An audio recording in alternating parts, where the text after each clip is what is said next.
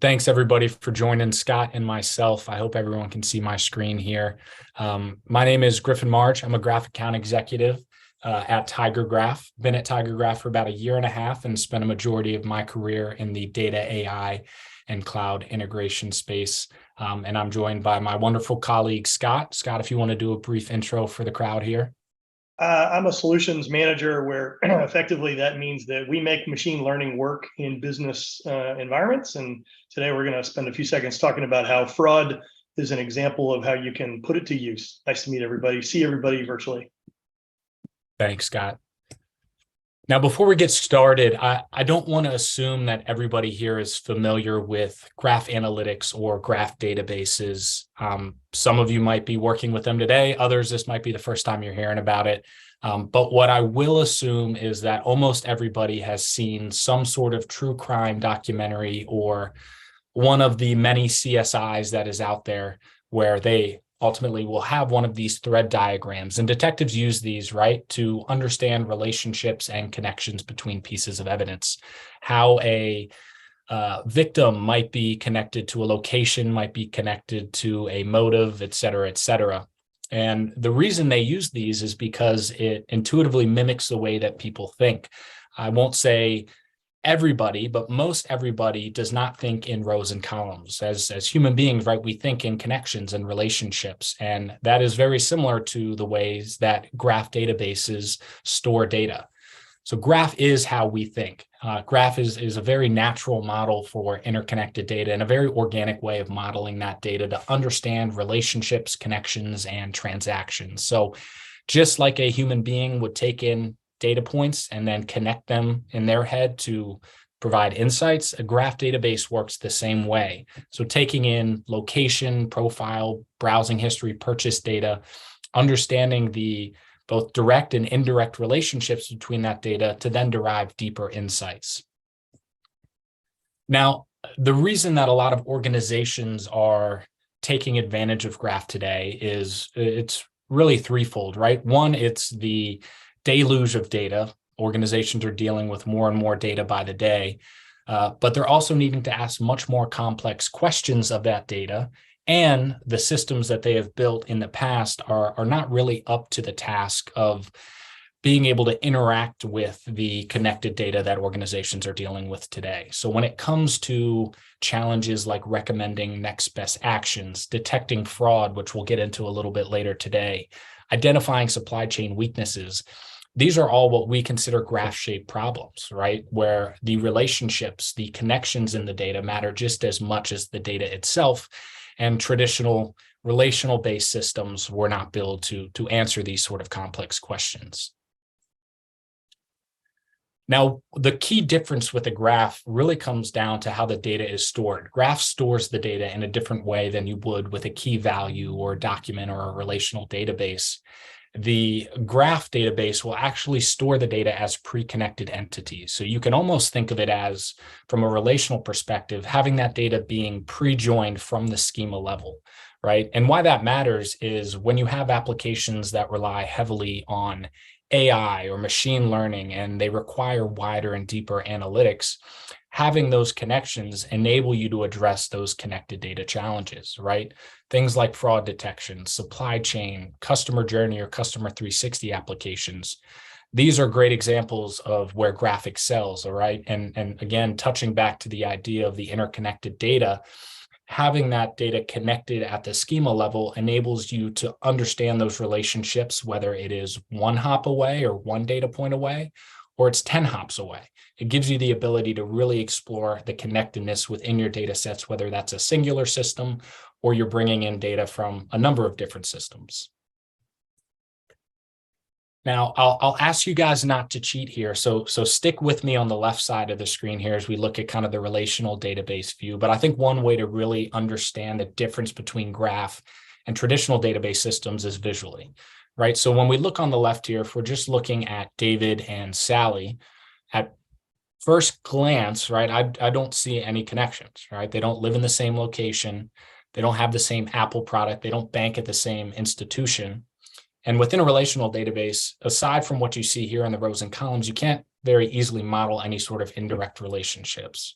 You can't run queries across data sets without slow joins and oftentimes very computationally expensive joins, depending on what you're bringing together. And you can't add new relationships without schema changes. Now, when we flip the script, right, or kind of flip the perspective to a graph mindset, we can start to understand that the relationships really matter in this data, right? When we first looked at David and Sally, there was nothing bringing them together. When we take a graph view, we can very easily start to see that David is connected with Sally in a number of different ways, right? So David is siblings with Lisa. Lisa has a watch. Boom. So does Sally. David resides in Los Angeles. So does Steve. Steve is co-workers with Sally. So graph really flips the script from data points or facts to the relationships that connect them. Again, that's what's going to enable faster queries at greater depth as you start to connect more data and understand the relationships across them. Now, I think a lot of you are familiar with AI and ML. I think that's not very much of a stretch, but one of the areas that Graph is having a very big impact is in the world of AI and ML, right? And Graph ML is a term that's popping up in a lot of organizations. And what graph databases do at a 30,000, maybe even a 50,000 foot view is it makes your models faster and more accurate. Right. And this is, a number of analysts saying that graph is going to play a major role over the next few years in terms of any sort of innovations that come into the data analytics and AI space. And there's a few reasons why graph makes sense for AI and machine learning. The first being richer, smarter data. So not only does it enable you to connect all of these different data sets and break down the data silos that you might be dealing with, but if you're only training your models on the data points, you're technically throwing out half your data, right? Within a graph, you can actually treat the relationships or the connections in your data as data points themselves. So you're actually able to train your models on a more holistic vision of what your data is actually telling you. The second piece is then being able to ask deeper, more complex questions, right? So back to the David Sally example, you can start to look for those implicit or non-obvious relationships and easily and quickly search far and wide across your data sets because it is that interconnected entity down to the schema level. Another point is accelerated performance, high-speed queries, and then also graph-powered algorithms. And then the last piece, explainable AI is a buzzword, but I'm seeing it being more and more applicable in data scientists and machine learning engineers' lives, right? Being able to explain the results that you get. With a graph, you can very easily and visually start to understand how your model got to a specific answer. So being able to understand how each individual data point is connected enables you to trace back and forth and understand, okay, because Scott is connected to Griffin is connected to Nathan, that's why we got this output. So it gives you a very easy way to explain the results of your models. Now, staying on the same thread as graph, machine learning, and AI, there's a number of different algorithms specific to the idea of graph that you can take advantage of. And if there are any math or statistics majors out there, you might be familiar with graph theory. And that's what a lot of these algorithms are based off of, right? And I'll dive into a few of these. And in each of these bullet points, I'll call them algorithm families. There's a number of different permutations of each of these, right? But these are some of the more popular algorithms that organizations are taking advantage of today. So centrality essentially assigns numbers or rankings to each of the vertex or nodes, some people call them, and their corresponding position within the network. So when you think about centrality, you can think about it in terms of finding influencers in a social network or influencers within a customer data set, right? Classification, it actually classifies the vertices into sets according to some external rule that you might have set, right? So classification can help you understand the maximum amount of tasks that can be performed together without them overlapping. So when you're thinking about something like manufacturing optimization, this is a great sort of algorithm family to take advantage of. Community, one very popular algorithm, Louvain, who some of you might have worked with before. This helps you group the vertices so that each group is very densely connected. And if we go back here, again, when we think about community detection and the ability to understand, how they're very, very closely related, you can start to see how they will bubble up. So community detection, Louvain, can help you identify fraud communities, right? You would think someone who's more connected to fraud is more likely to commit some sort of fraudulent activity. Graph machine learning or graph embeddings, they actually convert the topology of each vertex into a fixed size vector of decimal values. And what you can then do is take those graph features and actually put them within your machine learning models. Path, very straightforward, right? What's the shortest path from A to B? So when you're thinking route optimization or even something like understanding money laundering networks, this is a sort of algorithm you might be using. Similarity, again, just like its name, what's the similarity between pairs of items? Finding similar users, finding similar customers for recommendations. Topological link prediction, predicting the existence of a link between two entities. So something that might not be very apparent in your data, how can we predict a connection between two different data points? And then frequent pattern mining, right? Finding these patterns that occur most frequently within your graph. One good example of this is being able to predict stuff like customer churn, right? There's patterns that lead up to a customer churning or abandoning their cart. And as you identify those, you can take kind of an intervention approach as you start to identify that pattern and stop them before that churn occurs. So this isn't the limit of the types of algorithms that you can run within a native graph database, but these are some of the more common ones that organizations are using when it comes to solving some of the business challenges that they're looking to today. And that kind of leads into this slide, and this will be the last one, and we'll take a break to do some of the Q&A. But these are some of the common use cases that organizations are taking advantage of Graph for. And it's definitely not limited to these. It feels like there's a new use case for Graph that pops up every other day. But these are some of the core ones where Graph has really outshined some of the legacy systems that a lot of these have been built on top of. So things like entity resolution, customer journey or customer 360 applications, recommendation engines. I'm sure everybody has bought something on Amazon. When you go to your cart to check out, there will always be, hey, people also bought this. That's a graph algorithm running in the background. Supply chain, understanding, how that entire value stream comes together in the form of a digital twin, right? How do my suppliers link up with my manufacturing operations? What do my demand numbers mean upstream and downstream? Fraud and AML, that's one Scott's going to dig a little bit deeper on, so I won't steal his shine on that one. And then more broader use cases, right? The idea of data fabric, cybersecurity, AI, and machine learning. Graph is really touching every industry, every sort of function, and really enabling, again, those deeper analytics where the relationships in your data matter just as much as the data points themselves. So with that, I'll take a Q&A break. I know I just talk to everybody, probably talked your ears off. So I'll pause here, and Nathan, if there's anything out there for us, Scott and I are willing to field it. Yeah, so one of the questions we had was what type of specific problems is Graph Analytics best equipped for? But as I think, and Scott did answer it in the chat, but and you also just covered it. There is a question about like which softwares are best for this. Yeah, so there's a number of different graph offerings out on the market, right? And it really does depend on what you're trying to do. Again, there's graph platforms that are built for smaller data sets. There are graph platforms like TigerGraph that are built for larger data sets. I do have some resources at the end of this deck that kind of does a breakdown of the pros and cons. So when this recording does go out, the slides will be available as well. But again, it boils down to the challenge you're trying to solve. And really, I would take the approach of thinking it from a graph versus non-graph perspective. A graph-shaped problem is one where those relationships matter, right? And again, that's where I think a lot of people are starting, is understanding those relationships, those connections in my data matter. I need to flip the script from a data view to a relationship view. Scott, I don't know if you have anything to add to that as well. Yeah, I think there's, if you back all the way out, which is, I'm not sure what kind of graph to use. There are really several categories. There's something called a triple store, which is typically used for ontologies and hierarchies.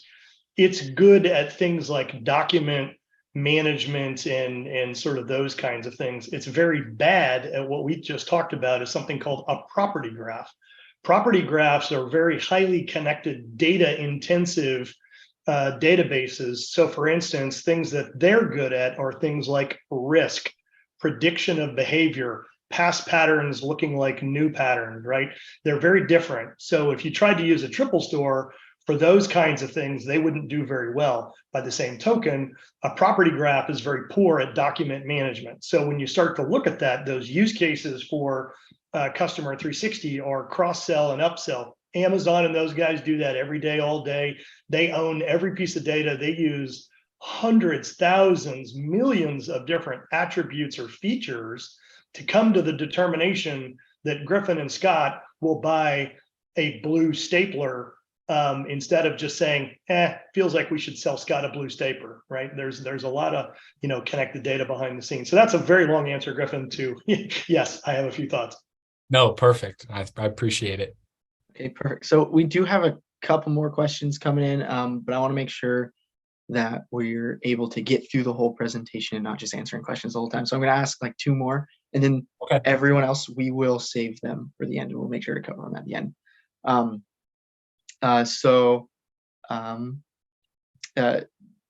And maybe you may have just answered this, but I was doing an operations thing, and so I wasn't listening. So I'm hoping I'm not just repeating a question here.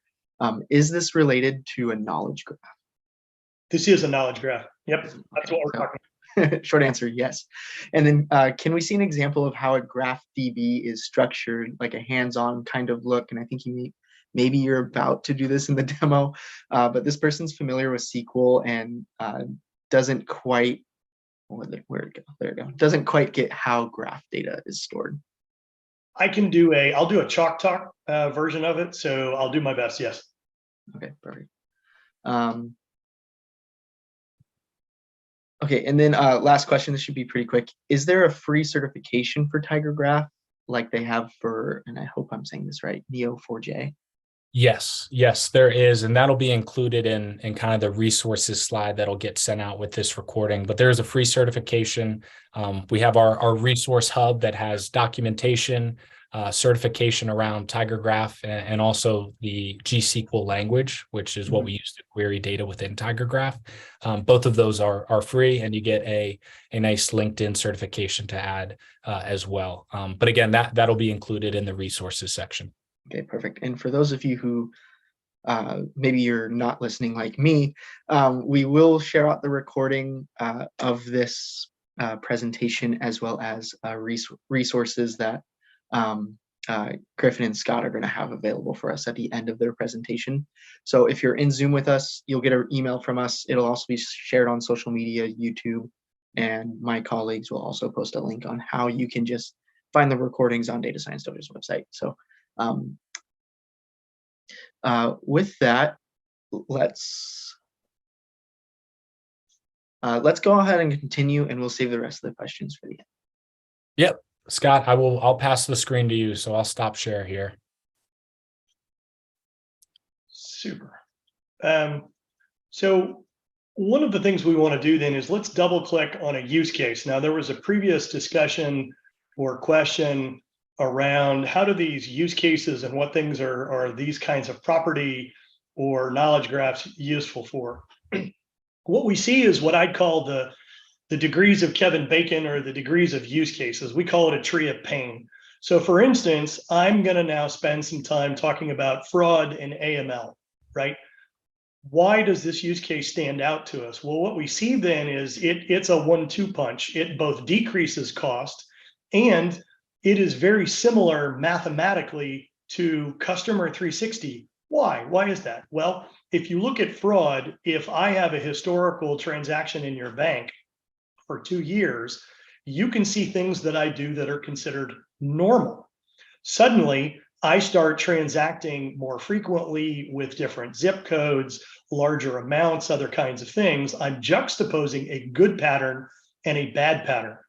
The difference between a Customer 360 or a cross-sell and an upsell. So should I sell Scott some sort of a stock or a bond or whatever it is, I want to look at his historical transactions to figure out, is he more likely to buy the product I'm going to recommend?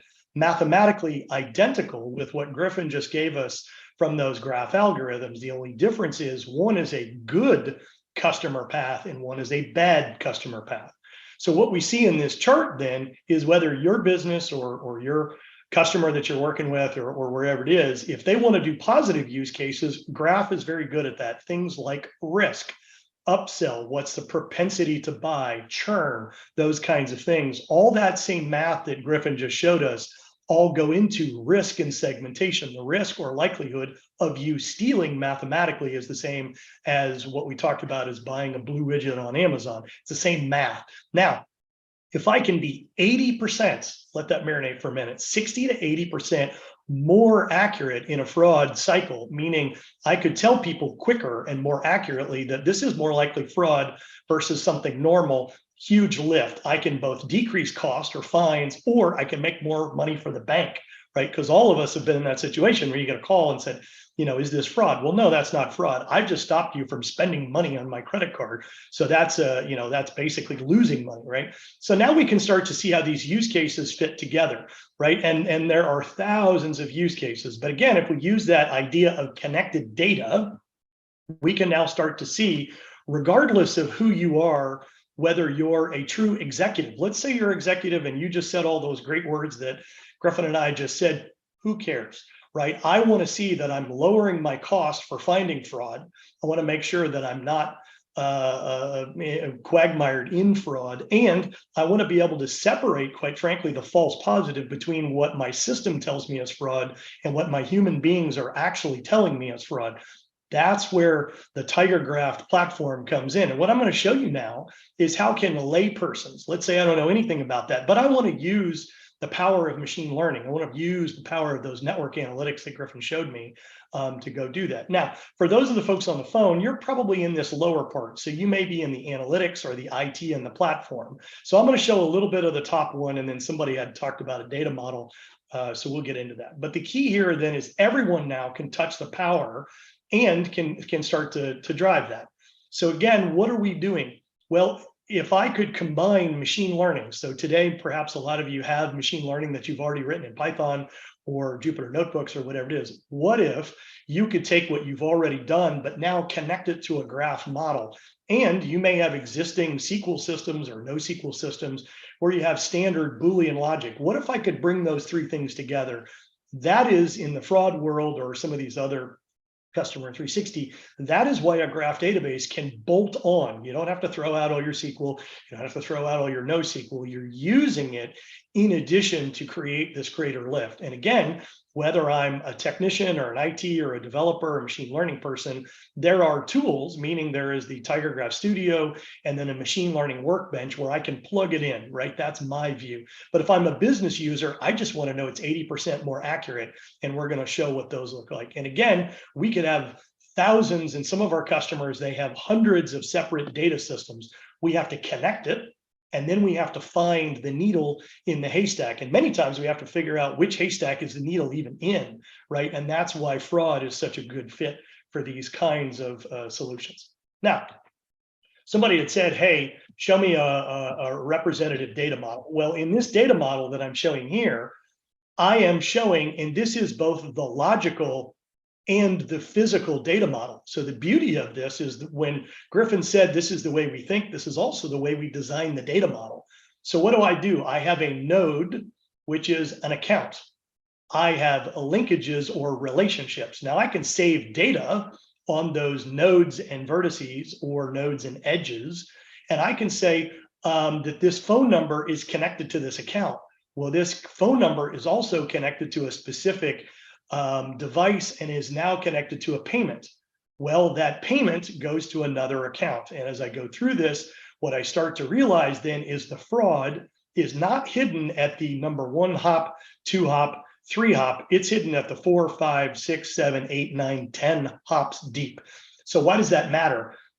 Our fraudsters now have gotten so sophisticated, they know how to replicate this so it looks normal. So when we look at now in our next iteration of this, and again, I'm old, so I'm used to a product called Irwin, which is what we used to use for SQL databases.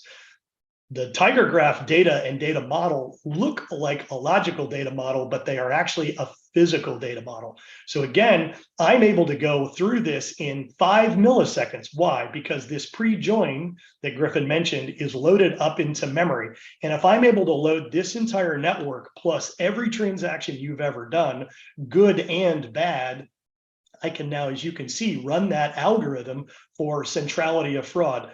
A neighborhood of connected people that are trying to be fraudulent. So what I've done now is I've loaded all that up in memory. I've run those algorithms. And again, my business user doesn't know anything about how these hops happen. And so as I step through this, now I can show the user in 5 milliseconds, by the way, this is perhaps a fraudulent transaction, stop it and investigate it. There is a real problem. And that accuracy is what we've brought to the table to do this kind of a connection. So any questions on that? What I'm going to do is I'm going to show you the business version, and then we'll come back to this. Okay. Now, when I'm a business user, I just talked about a fair amount of complicated elements. But what I'd like to do now is I'd like to build a trigger. Remember that box that had machine learning, Boolean, and then graph? Well, in this case, what I'd like to do is actually come over here and I want to build an alert. An alert, a trigger, right? Could be good, could be bad. I'm going to fill out some high-level information. But where it starts to get really juicy now is I can literally drag and drop. In this case, anything that's in my data or basic data block in my upstream systems could be 10, 20, 30 of these systems. And you can see I could have branch or transaction or excuse me, crypto or verification or a blacklist. So what I've done then is I've said, I'm aware now of Ukrainian scams that are coming through. What I want to do is look for any transaction where there is perhaps a female, right? And it's coming from a geography. So I'm overlaying time and space here. The second thing that I can do is remember those connections with 3 hops. So again, Griffin, Scott, Nathan are within those connections. And I'm using now that graph or network algorithm called Louvain. Show me any communities where these things are happening on a repetitious basis or they are linked. And then finally, I'm saying where someone is on a blacklist. Fran, we are aware of that there is a Francis that's out there that's on a blacklist. Well, what I want to do is trigger this to say, not only show me that person, but show me other people that are perhaps connected. Then what I want to do is look for transactions that are looping, meaning they went to me, they went to Griffin, and then they went back to Nathan. And maybe Nathan is our central sort of bad actor, if you will. Then I can use things for shortest path. So again, I can build any of these that I want. I can grab fuzzy matching. I can go build as many of these things as I need to. So what am I doing? I'm now allowing a layperson that didn't know how to build the fuzzy matching, which we can build in our system. But now they're using this power to go do that. Now, the next step is, how do I know that this is good? How do I know that my model is trained properly? Well, I can simply run that.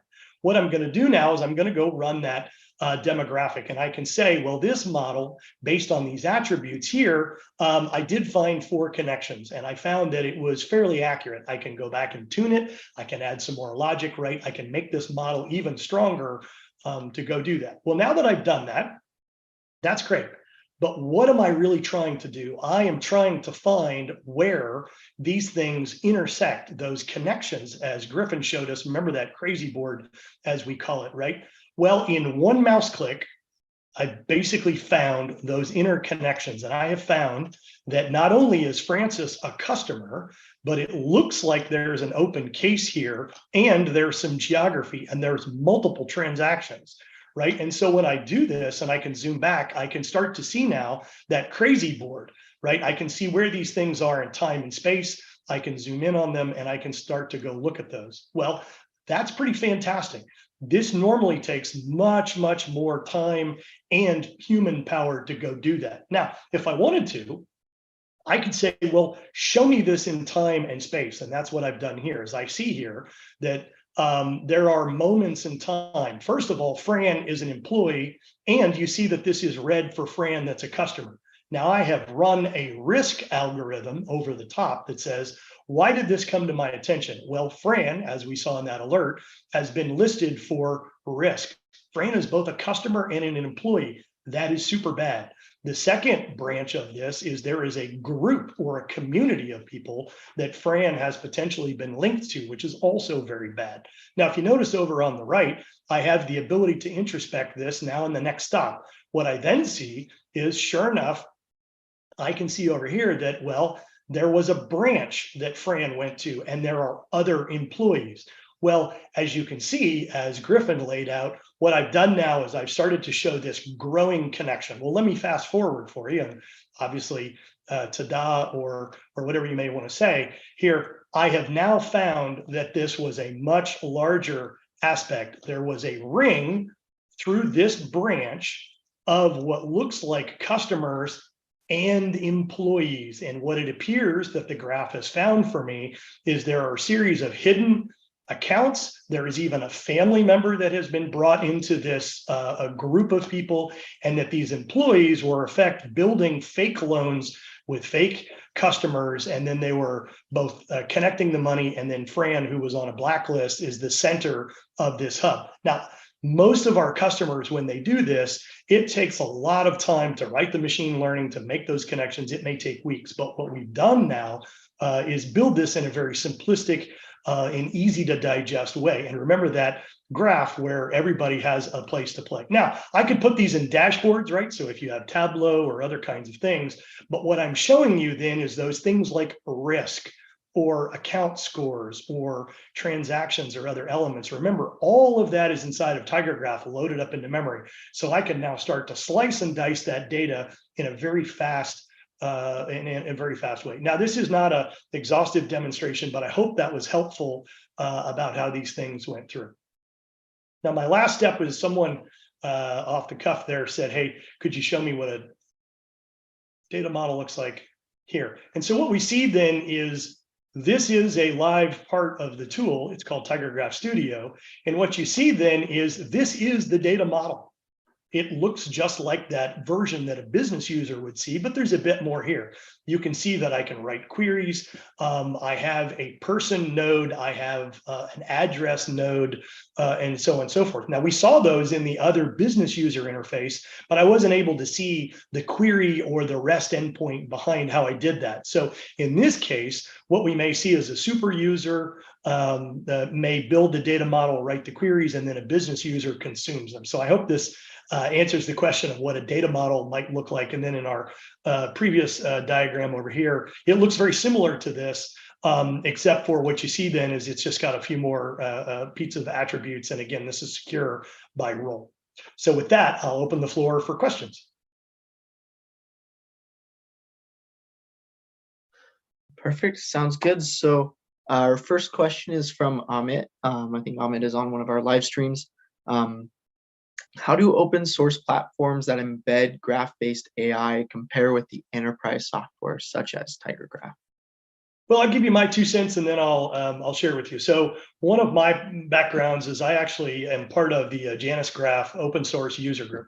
What you find is, unfortunately, graph databases are not like SQL databases or NoSQL. They do not come from the same code branch. So what happens in open source is they could be a graph engine, meaning I could run those algorithms, but I'm not very good at saving the data inside of an at-scale database. Well, Janus Graph, for instance, is very good at saving that topology map, meaning what's connected to what. But if I wanted to run a graph algorithm, I would have to go write it my very own in a Spark sort of a query, and then I would have to, again, run the performance, the sharding, the read and the write. I would have to do all of those things on my own because it's open source. So the beauty of that is you don't pay anything, and there's a fairly rich community of that. The downside is you are now on the hook for things that TigerGraph, quote unquote, does for free.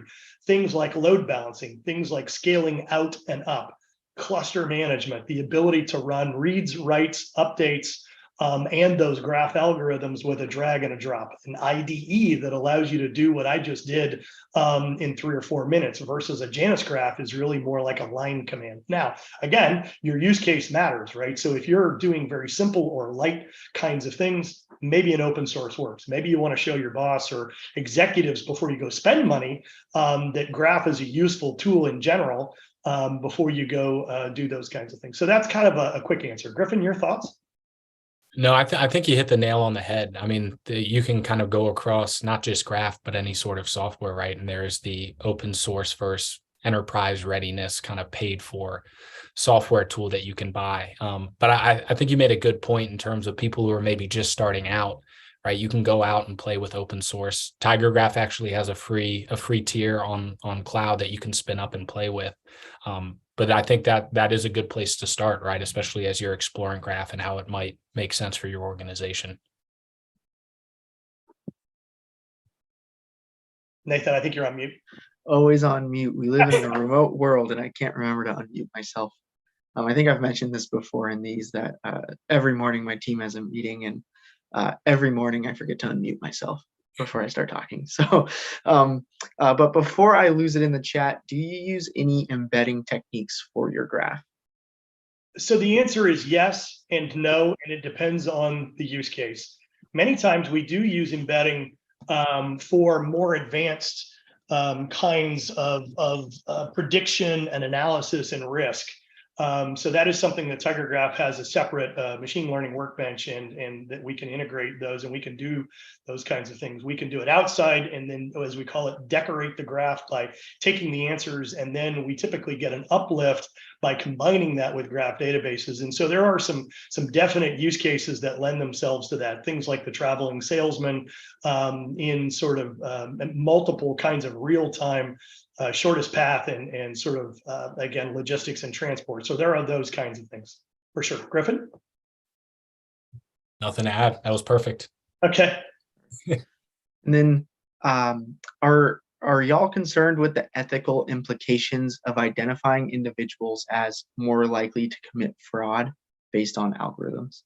So that is always a very thorny subject. And the answer is there's always concern, there's always planning, and there's always vision. Now, one of the things that machine learning can do is it can have drift or bias. Graphs are no different, right? So we still, there's standard laws of physics and coding and those kinds of things still apply. So absolutely, it's a concern. One of the things that we try and do, though, and that's why we look at these pre-joins, and there's a second question that I'll answer with this one as well, is we can have millions or billions of pre-joined connections. We're looking for empirical connected data of historical components, attributes, and features, and then running the math over the top of those to try and determine probabilistic as well as deterministic outcomes of why this is decided to be risky. So there may be in those nodes and edges one connection to a person that is fraudulent. That may be mild, but if I get 2 hits, 3 hits, and 5 hits, I can now use those individual risk scores on those nodes and edges to then create a higher rubric of saying, well, your account was overdrawn. You're connected to Griffin, and he is known within 3 hops to be fraud, and he is verified with Interpol as being a fraudster. You have suddenly started doing a lot of transactional deposits in Belarus, and we know that there is a connection in your transfer chain of something else. That is, not just simply saying, hey, I'm ethically thinking that, you're a person of interest and I'm sort of labeling you. No, I'm using that deterministic data to go do that. And again, humans are always, and that's the other key component here that we didn't really talk about, is the human is always in the loop. The human is telling the graph database that this was interesting, this was useful, this was helpful, right? A lot of these fraud and AML systems today are really enormous concatenated Boolean logic. If this, then this, else, if, then. And over years, what happens is you get a house of cards and they all collapse. And so there are just horrible kinds of things to say, well, that's never what I meant. I never intended that to be the case, right? That's why the graph, as the more data you connect it, it actually gets stronger, it gets more accurate. Now, the human always needs to correct the system. This is not an AI, this is not chat, GPT, where, Elon Musk is going to taint me and, take over. The human in these kinds of fraud systems is always in the loop. So yes, we're always concerned, but that's why this accuracy has proven to be very, very, very useful. Okay, perfect. And the next question was about pre-joins, but I think you answered it. Is there anything else you want to add to that? No, Griffin and I can post some LDBMS sort of sizing. So trillions of nodes, massive terabytes of data in these joins are very common. And everybody's always trying to get bigger and stronger. And so we'll post some of those out there. So yes, there is a logical connectivity to those, but today there's very few that we've sort of blown the roof off because it's too large. Okay, and then continuing with the conversation on pre-joins, how do you avoid duplicate records when pre-joining?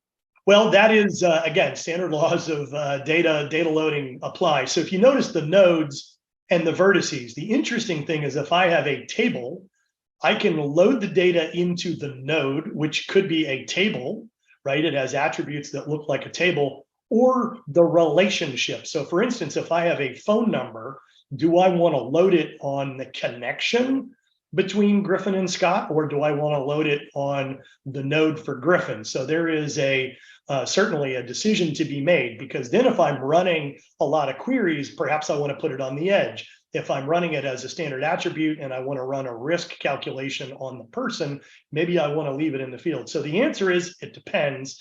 And we would absolutely want to make sure we do that, because we don't want to duplicate that. Another fun fact for TigerGraph is it is typically a compressed data. One of the patents that TigerGraph holds is the ability to take a terabyte of connected data and turn it into 500 gigabytes. Now, your mileage may vary, asterisks apply here, which is your compression can be larger or smaller. But the point of a graph database is that TigerGraph uses the graph database to create a compressed data set. Why? Because those relationships are what we're saving, not the full table and the one-to-many and some of the overhead we get in a relational database. Okay, sounds good. And this next one's a little bit of a longer one, and there might be parts of it that I'm not sure if you can actually answer or not. So here we go. Hi, just would like to understand, do you have any customers from Climate Institute? This is the one I'm not sure if you're going to be able to answer or not. Yes. So believe it or not, we're using not the Climate Institute, but we're using it in energy for what? We're trying to predict massive weather outages on an electrical grid, which is a network, which is a graph. And if I know that a weather incident is coming, and I can look at the graph and say, what happened the last time I had 1 inch of snow? What happened the last time I had 10 feet of snow? Where are the more likely electrical grid connections to fail? That is an exact one-to-one for climate, microclimate, and then sort of tying that together. We also do that in trucking and transport. How is the weather going to help me reroute, or airlines, as we've all been stuck in airports, right, to go do that? Those are fantastic graph. Now I'm using the weather data over here and all of its connections and historical impacts and sort of things that have happened, combining that with a live, where are my airplanes and pilots and where's my electrical grid? So the answer is yes. We do then very much use that relational data set to overlay that to be able to give the predictions of where should I put my repair vehicles, where should I put spare parts, and then more importantly, do I redirect airplanes or people or things like that so that I can avoid hundreds of millions of dollars of losses from those kind of things. So I think the answer is very close to yes for most everything you put there. And did we actually do it for climate? That's probably the thing that we would have to look at. Okay. Yeah, and Scott, just to add to that real quick, and again, we'll have the resource hub in the resources that you guys can go out to. But actually, recently at our Graph AI Summit, we had a speaker talk about mapping Scope 3 data for environmentally sustainable supply chains. Tongue twister. But that session is recorded. If you just type in Scope 3 within the search bar, it'll be the first thing to pop up. But again, that link to the resource hub will be there in the slides. Sounds good. And just to read out the rest of the question, because I think Scott, I think you answered every single question on there in that paragraph. But the rest of the question was any use cases of using Graph for climate data fault detection, forecasting, or root cause investigation, and also what is the main rationale of using Graph as customers usually have very well established relational databases already. And I'll go back to the electrical grid. The number one thing they're looking for is fault detection and root cause investigation, right? Those are the number 1, 2, and 3, right? How do I look back at a fire that was generated from a downed power line? How do I get that out for that fault the next time so it never happens again? Environmental and everything else that goes with it. How do I forecast and use every single sensor at my disposal? Is it a weather sensor, a wind sensor, a guy wire on the string on the tower? All those things have to go into trying to find the root cause and forecasting the next time. So the answer is as many real-time sensors, as much data that we can do, whether it's climate or related to climate kind of a thing, 100% of that we try and ingest. So that says that we can do it in real time. So another thing that a Tiger Graph can do is do these things in real time to be able to tell you in that massive pre-join, you got a problem or not a problem, or you should worry about it a little bit, but not go overboard, right? So that's kind of for the fault, the forecast, and the root cause. And then, look, relational databases are here forever, whether anybody tells us they are or not. Same thing with NoSQL. They all serve a purpose, right?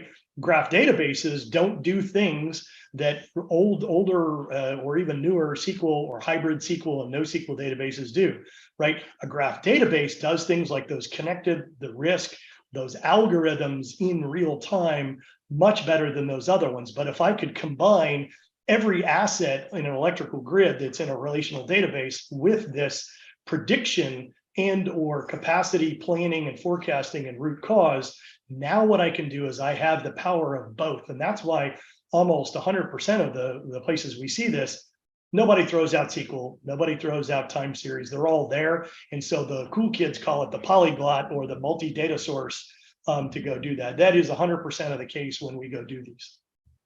Okay. And a couple more questions here. Is that connector for visualization tools for things like Power BI and Tableau? So if you think about Power BI and Tableau, they do a great job of SQL joins looking in the rear view. Tell me the last 12 months of things that I did. Well, the data is very flat. If I wanted to say, what were the dependencies?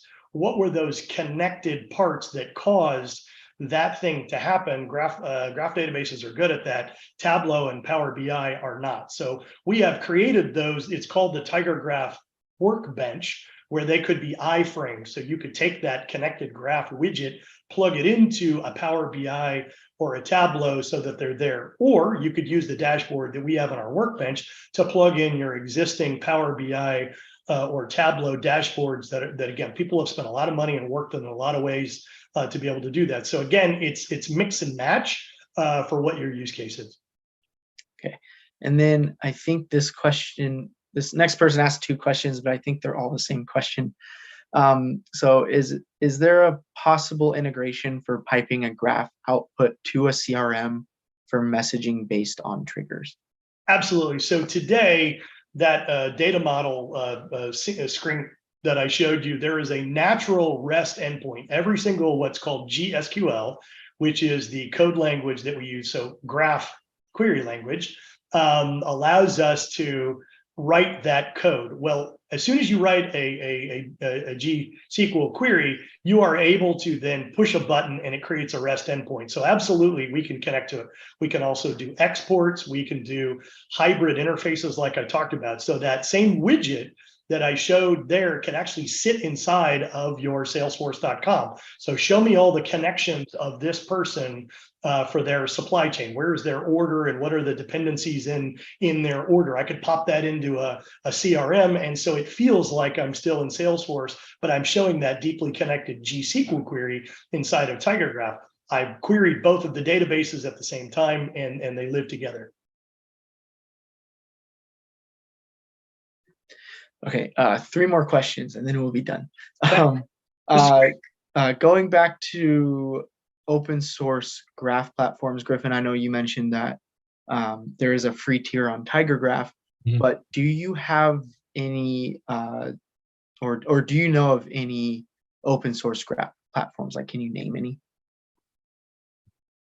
Yeah, so like Scott had mentioned, Janus Graph is the one that comes to mind. And again, Scott is a big contributor to that community. that is the one that we most often come across from an open source perspective. There are other open source graphs out there.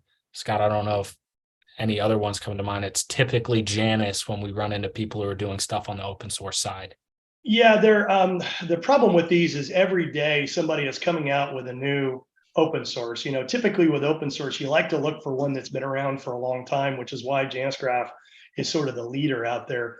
It's hard to keep up with all the new products and open source, ones that are out there. There's also, you got to be careful. There's a lot of people that have gone down trying to commercialize them, and then they've open sourced them, which is some level of, I don't want to say that they've reached some either commercialization wall where, they've been defeated because nobody wanted to buy their cool product, right?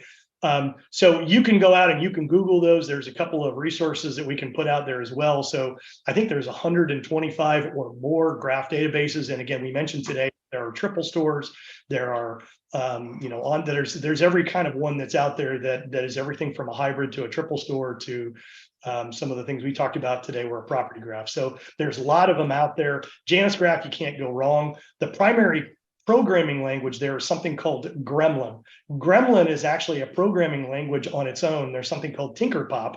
And again, that all came from a grad student stream out there. So there's a lot of things that provide goodness there. There's a fair amount of documentation. The only problem with that, as we mentioned before, is Gremlin is not just a query language, it's a programming language. So now if you know Python or Java or C++ or whatever it is, you've got to go kind of learn another dialect of a programming language just to write a query, as opposed to a GSQL is more like a friendly and easier to use query language for the graph. So Gremlin, you get both. Some people love that. And if you're, a grad student, man, maybe that's your jam.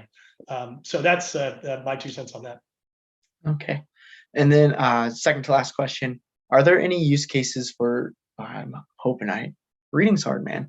Are there use cases for simplicial structures or higher categories, not only data in nodes and in edges, but in richer topological structures? Is any of this implemented in the software?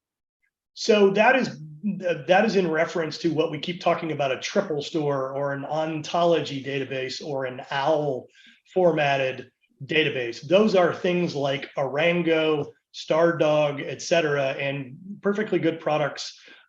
Just a radically different approach on how you do things. Now, remember that statement where I said if you had, 1 terabyte and the way a property graph and tiger graph, it's able to compress that down to 500, 600 gigabytes.